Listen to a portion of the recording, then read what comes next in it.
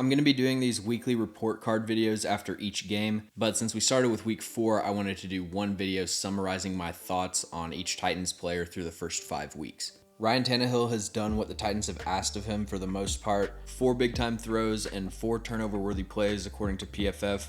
2 of those came against Buffalo, where the game was pretty much already out of reach. I still have the same questions about Ryan Tannehill in the playoffs that I did after the Cincinnati game, but I'm giving him a C+ through the first 5 weeks. Derrick Henry deserves a lot of credit for what he's been able to do given how inconsistent his run blocking has been. He's getting hit before the line of scrimmage at one of the highest rates in the league, and he didn't play very well in the first 2 games, but starting in week 3, he looked back to full strength. Dontrell Hilliard will have 1 drop, fumble, or blown block in pass protection every game, but outside of that, he's been a really dynamic receiving threat. He's been effective on draws, which the Titans don't really run without Hilliard in the lineup, and Hassan Haskins has been okay, but doesn't really look that explosive to me. Austin Hooper has been a major disappointment, only 6 receptions on 9 targets, not getting it done as a blocker. Chig Okonkwo has flashed, and I think he can be a really good tight end in the long term, but it's hard for me to rely that much on a rookie tight end to give you the bulk of your production.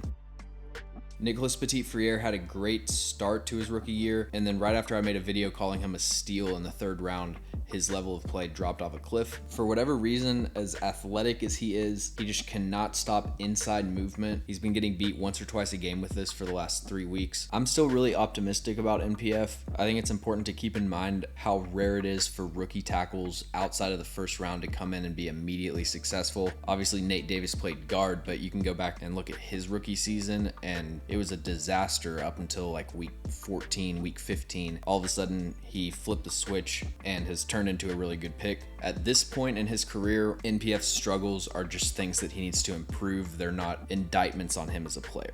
Dennis Daly, on the other hand, I just can't see the justification for trading a 5th round pick for him. I watched his film the day that trade went down and have only grown more confused since then. On the inside, Ben Jones and Nate Davis have been outstanding, and my evaluation of Aaron Brewer is pretty much the same. He makes a lot of highlight blocks that not very many guards in the NFL could make, but he's just at an inherent disadvantage because of his size. Moving on to the defense, Jeffery Simmons has been the Titans' best player on the field pretty much every game of this season. 90.4 pass rushing grade, 21 pressures, 4 sacks. His development arc through the first 4 years of his career has just been a straight line upwards. And Teair Tart has gone from a nice story to a legitimate contributor every week. I like how the Titans coaching staff has decided, okay, our nose tackles aren't going to be getting a ton of pressure if we just have them pin their ears back and rush the passer, so let's prioritize batting passes. On the edge, Denico Autry has been one of the most underrated defensive players in the league. He and Jeffery Simmons both have the timing of their stutter swipe swim move down so perfect. Quentin Nelson, for whatever reason, just has no idea how to stop it every single year.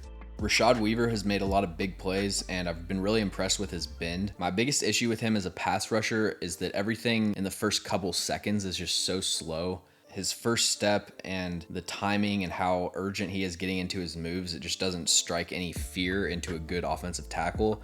And so he's not someone that just consistently applies pressure to the quarterback on a snap-to-snap basis. But for a defense like Tennessee's, where they already have guys that can do that, and they just need Rashad Weaver to be kind of a cleanup guy, he's pretty good on stunts and twists. For a 4th round pick, that's been really good value so far. At linebacker, David Long is having a great season, but he's really the only linebacker that they have healthy that should be starting for an NFL team. So I'm excited to see what Monty Rice can give them next week. Moving on to cornerback, Christian Fulton has had a pretty good season. He had that one busted coverage in the Giants game, but outside of that, he's been solid. The 2 biggest things with Christian Fulton are health, and he needs to stop falling down so much. If a player falls down a few times, I'll give them a pass because that can just kind of be a fluke. But Christian Fulton, it's like every week he has at least 3 snaps where he just gets tripped up or falls down on a deep curl or something like that.